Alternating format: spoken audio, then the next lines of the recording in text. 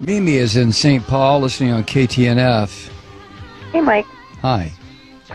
Well, I'm confused. I want to talk about Israel, and so can you even imagine any other country in the world allowing 530 rockets to fall before it took a step to defend itself? And then hearing the last segment, you guys were talking about not wanting to help fund the Iron Dome. The Iron Dome isn't just to protect Israelis.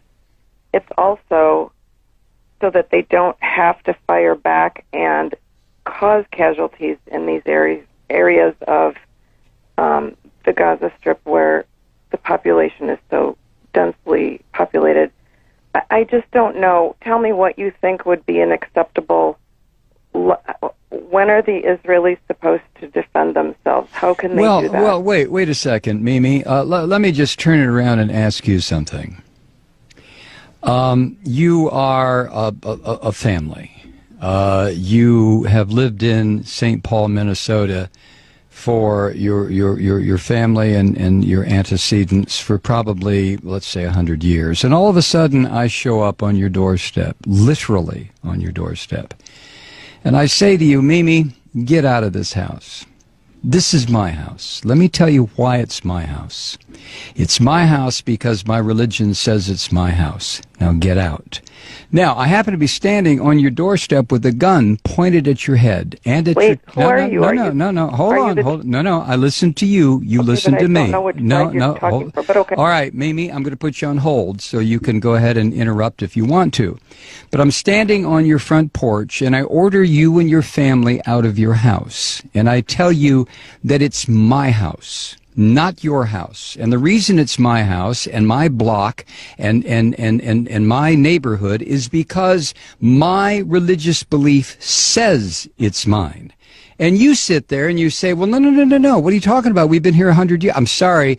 Get out, Mimi. So you leave. And the reason you leave is because you know if you don't, I'm going to blow up your house and probably blow up your family. So you leave and you move down the street. And for the next 60 years, you sit there and you get very, very angry because I came into your house and told you to get out. So what you do, Mimi, you decide, well, I know what I'll do. I'm going to start throwing rocks at what used to be my house, and it'll break the windows. That'll make that damn Malloy move. So you start throwing rocks. And then I come outside and I say, Mimi, were you throwing rocks? And you look at me rather sheepishly, and that's when I level an RPG at you and your family and your house, and I pull the trigger, and all of a sudden, whoosh, you're all gone. Now, which is the terrorist? You tell me. But tell me on another phone call, Mimi, because I'm not going to get involved in a big discussion about this. Thank you. Wow. When does Israel have a right to defend itself? Well, when do I have a right to defend myself? I came in and took Mimi's house.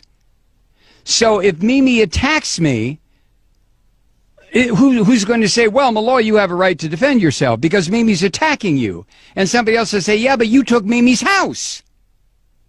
Yeah, but, you know, possession is 9/10 of the law. Nah, possession is 99.9% of the law. And besides, God gave me this land. What the hell is Mimi doing on it?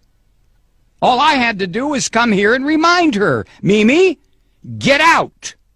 God gave this land to me.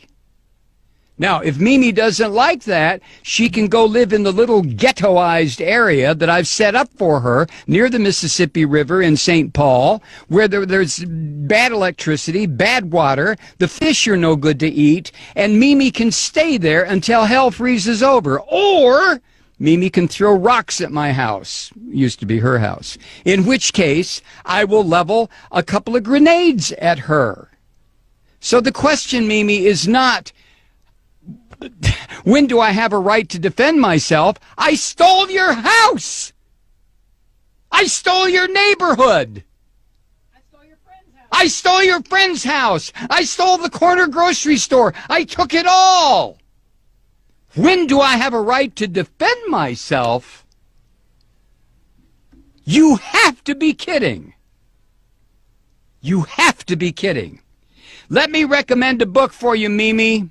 It was written by Rabbi Meir Kahana. The title is They Must Go. Read it and call me back. They must go.